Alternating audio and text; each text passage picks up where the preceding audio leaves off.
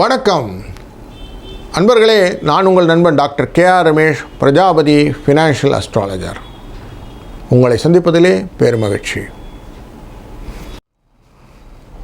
வணக்கம் துலாம் ராசி அன்பர்களே.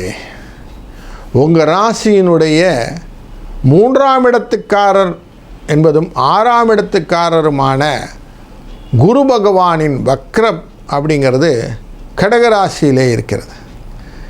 அவர் வக்கரத்திலே மிதுன ராசியை பார்க்க போகிறார். அப்படி பார்க்கும்போது உங்களுக்கு பல விதத்திலும் நன்மை தரக்கூடியதாக அமையும்.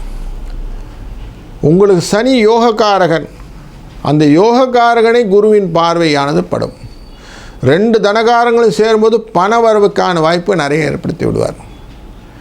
அது மட்டும் இல்லை, உங்கள் ராசி 4ஆம் இடத்தையும் பார்க்கிறார். மண் மனை வாகனத்திலே யோகங்கள் வருவதற்கான வாய்ப்பு. புதிய கார் வாங்கிறது, வீடை மாற்றிக்கிறது தான், புதிய வீடு மாற்றணும் அப்படிங்கிற எண்ணங்கள் எல்லாம் வரும். அதற்கு குடும்பஸ்தானத்தின் மேலேயும் பார்வை விழும்.